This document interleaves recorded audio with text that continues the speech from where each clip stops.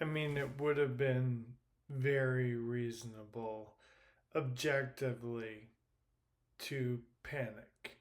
It would have been very reasonable to sob.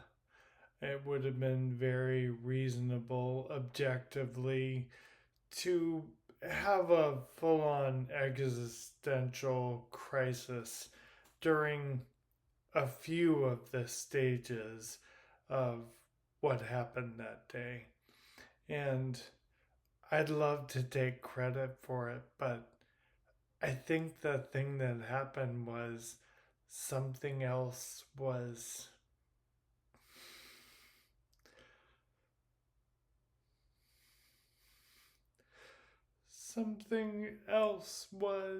taking care. So I have this journal thing. I'm not a religious journaler. I've never been good at that. But for these insane meds that I'm on, there's some uh, really intense side effects, and there's kind of acclimating to the medication. It's a process, and I wanted to figure out like when do I take this so that the fatigue that comes afterward doesn't kill me. When can I take this other med? So I would go through, this is since August, I would go through every day and write down the time and the amount, and it would give me a space to journal any kind of intense symptoms. Like this one does spasticity worse, legs springy, walking terrible, continued calf and shin pains, also tingling in legs. This was before shit went down. So that's what this is for. Now, I want to take you back to November 2nd. I highlighted these. I always note fall. It says, oh, hip, head, right thumb. I fell down in a spot in the kitchen where I kind of landed on the left side of my butt and somehow also fucked up this thumb and down into this hand and cracked my head on a door frame like this. So that was November 2nd. This is getting kind of Lenny Bruce. Like later in his career, he would just stand on stage and read his arrest reports and stuff. Starting to feel a little bit like that. So the 5th, it just says lower legs terrible. The 6th, left side gave all day. That means it's me saying like I'm trying to walk and something in the knee or the ankle sort of gives and I almost lose my balance. The 7th, thumb terrible, side of left leg, top to bottom, hurting all night. That was a tough night. The 9th, injured leg flaring up, frowny face.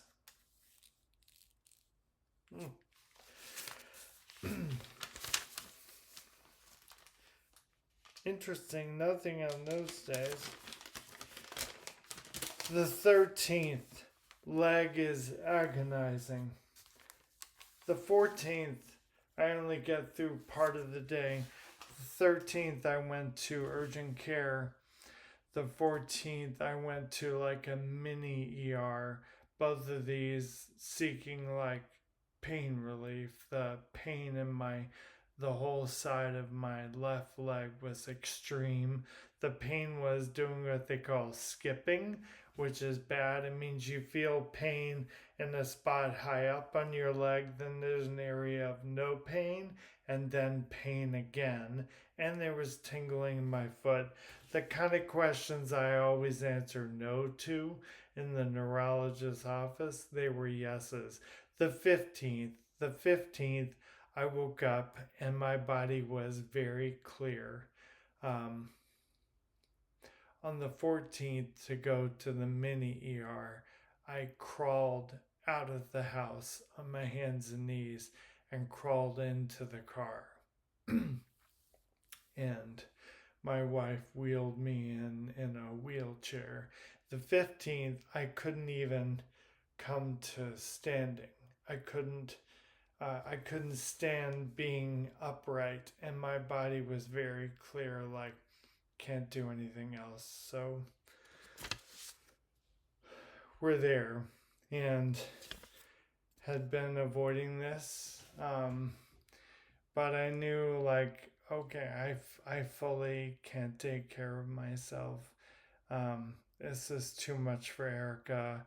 I let her take the kids to school, but we had decided, like, okay, we're calling an ambulance. And these three paramedics came in, and I was laying on the bed, like, hey everybody, like, I couldn't move. It was either like lay on the floor or lay on the bed, so I was on the bed. I'm just laying there, kind of propped up, answering questions. The guy's taking notes on his little orange glove, and he says, hey, with your condition, we should just go ahead and go to Vanderbilt, because the regional hospital is going to hold you for 5 hours and send you anyway. So this horrible moment happens where my wife has to watch me get carted out of the house. The neighbors watch me get put into an ambulance, and my wife is standing there just watching me go away. And I was okay. And you may know this about me if you've heard me talk about some of my work obsession. My dad was a paramedic, and I've interviewed him about it a couple of times. And the thing that made me feel safe in the ambulance was this dude who was the guy in the back with me, giving me pain medication and telling me what he was going to do.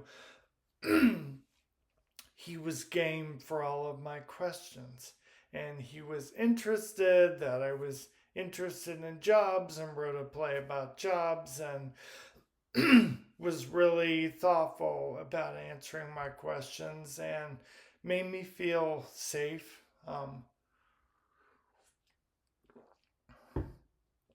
He was really great at his job, and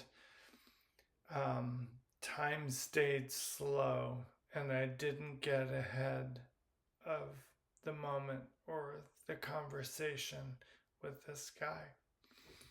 And we go into the emergency room at Vanderbilt, and I'm laying down in a stretcher, and it is a large area that you enter. It's like a series of kind of pod or hub kind of areas. And they go up, and he is talking to a woman. They kind of check me in with somebody. Then he's talking to a woman with a walkie talkie, and she functions like the hostess at a restaurant. And she figures out who we are and says, I don't have a room right now. What I have right now is a hallway bed.